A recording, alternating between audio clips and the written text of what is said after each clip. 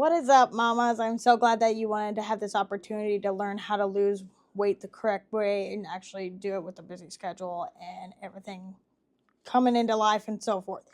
So, without ado, we're going to go ahead and dive into this. Make sure to watch the whole entire video all the way till the end. And then, if you have any questions, feel free to reach out to me on Facebook Messenger, Instagram, or TikTok, wherever you have found this video. So, let's get to it. Let's go ahead and get to this. So, when it comes to like your actual water intake, I know a lot of women have said that water is boring, they don't enjoy the taste of water, and honestly, you're not gonna enjoy it until you've been actually used to getting water in over and over. The key to this is actually just like finding a cup that is fun and enjoyable for you. That's the best thing that has actually helped me. So when it comes to getting your water in, find a cup that you really love. And it's something with psychology where it's going to help you drink your water more. If that doesn't help, I have always told my clients to just go ahead and add in like Mio or some kind of water enhancer that puts in some flavoring. But of course, and if you don't like those, you can always put in like strawberries or blueberries or even cucumber water, which helps with antioxidants. Number 2, which is super fun. It is so important to get your macros correctly. There's way too many women, just adults in general, that are getting basic nutritional advice and being told just to have 1,200 to 2,000 calories a day. And whoever said that is completely wrong, because not everybody is the same. Not everyone is going to have the same macros. So by telling everybody to just eat that is a complete waste of time, because everybody's going to weigh different. Everybody is going to be a different height.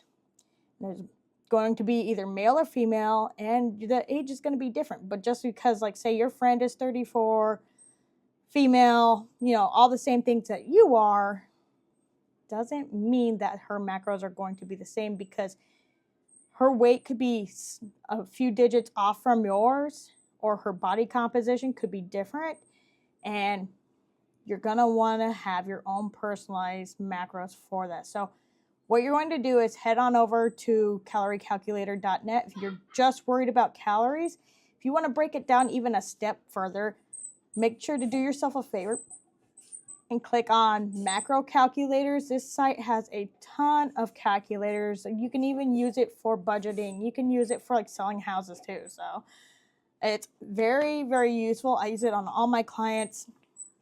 It's always my go-to. You want to make sure that your calories are pretty on point. As soon as you start losing at least 3 to 5 pounds, this is when you need to start adjusting your calories and your macros, because as your weight changes, so will your macros, and it's very important to get the changes in. You can actually take these and import them into MyFitnessPal. I don't use MyFitnessPal, so I can't be of help too much there. I just know that you can import them.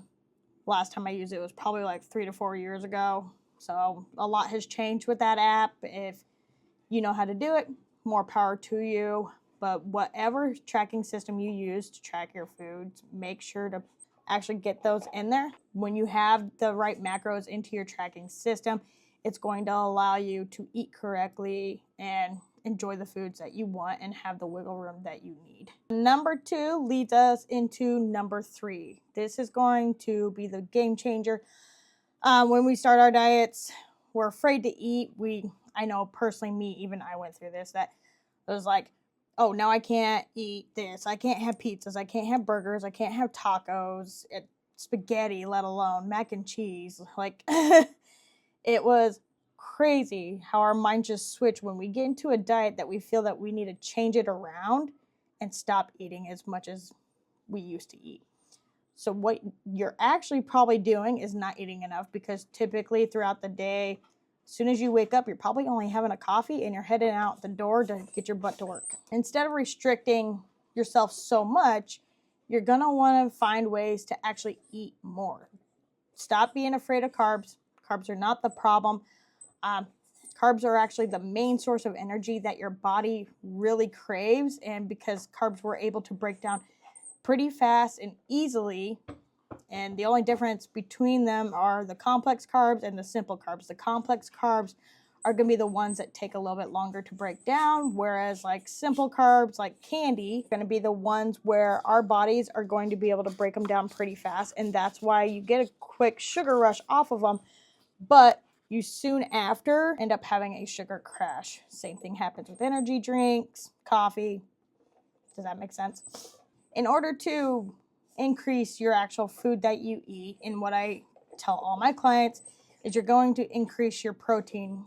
And how you do that isn't through supplements. It's not through having protein powders. It's not finding some little hack, but more so it's going to end up looking like adding more to your plate. And what I mean by that is, like, say that you're eating chicken and you know it has protein, but you're like, okay, so how can I get more of this protein in? And how you do that is just adding more to your plate. We're oftentimes making our process 10 times harder than what it really needs to be. In all honesty, we just need to make it a lot more simple. It is that simple. You just add more chicken to your plate, because when you're looking for protein, the highest that you're going to get out of it is going to be the meats that are less red. That's going to have the higher protein source. So it's going to go anywhere from fish, turkey, pork, hamburger, all of that. But for meat wise, that's where you can get a lot of your protein sources. Or if you really prefer hamburger, get the 90% protein, 30% fat. It's not about being perfect, but more so just being consistent with it. And it's okay to change up your diet. Do not make yourself feel bad, because that's where you're going to get stuck. That's where you're going to feel like you're plateauing, like you suck at your diet, and we don't have time for that. Now it's time for the workouts. So as a busy mom, I mean, from day shift, night shift, swing shift for you nurses or whatever, you have to find the time that works for you. So if like you're a morning person, get your workouts in the morning. If you find yourself being a night owl, make sure you get your workouts in at the night. If you feel like on swing shifts, you're going to have to look at your schedule and figure out, okay, this is when I'm available. This is when I'm going to have to get my workout in. You only need 30 minutes to work out.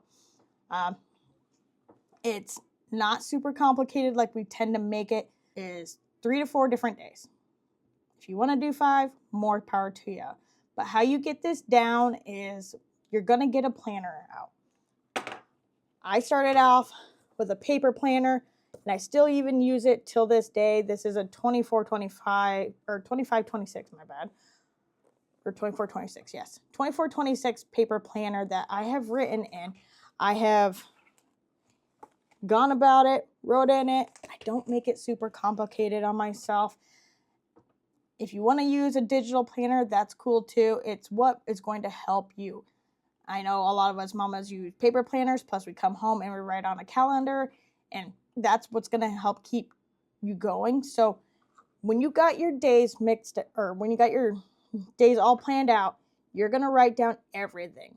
And I mean, from the time that you wake up, from the time that you go to bed, this is going to be where you want to put into your schedule of what you're doing. From this is when I need to work out, or say you write in there to wake up time, workout time, shower, get ready for work. If it's got to be that detailed, make it that detailed. That way you can understand yourself and your schedule a lot better. Right, so get your schedule all written out. That way you can see, oh, this is when I have free time. Oh, this is when I can actually go work out. 3 to 4 days a week is all you need. Okay, so the first day is going to be, this is going to be like the 3-day plan. First day is going to be like arm day. Second day is going to be leg day. Third day is going to be a bit of core and back. For core and back, all you need is 2 different exercises for core and 2 different exercises for back. That's just working your basics. Once you get comfortable with just 3 days, you may be finding yourself going, well, I can add in a 4th day. That's great. Okay, so on a 4-day split, you're going to end up working out 1 day arms, the next day legs, the next day core and back, and then the 4th day is going to be like gluten or glutes, if you want to just keep it that way, or whatever you plan on doing. Because you can mix match it, but either way, having these 3 to 4 day splits is going to allow you any kind of wiggle room, especially when it comes to like your kids having a school day off, or it's gonna, if anything comes popping up in life, because life does happen and we're busy moms. Life gets really busy and sometimes it's out of our control. But that's the benefit of having a 3 to 4 day workout week, so you can get those workouts in. And number 5 being the most important, and I cannot stress this one enough, this is going to be walking. I know cardio sucks and everybody dreads it, but honestly, you don't need anything super high intense. You don't need it to be absolutely crazy and to wear on your body. It just needs to be a nice little walk. It can be walking on the days that you're not working out. It could be with the family, going outside when it's nice out and doing an activity with them. You can go out and walk the dog. It's little things like that that are going to add up and actually get you going to where you need to be. If you are into having a whole hour for your workouts, definitely lift first. I say this because when you start lifting first, it's going to allow the energy that you have first thing for working out. You want to use it for lifting weights, and then using the rest of your energy for walking as a recovery method. Your muscles will recover a lot faster and your body will thank you. That way, come the next day, you're not going to be as sore as compared to not walking. Okay, so I know we all hate cardio and whatnot, but it's what's going to help us the most. Okay? If you feel like the 5-step process has actually helped you and you want even more in-depth help, make sure to fill out the link down below for my coaching application. I'll check it out, send you a message, and we'll chat soon. All right?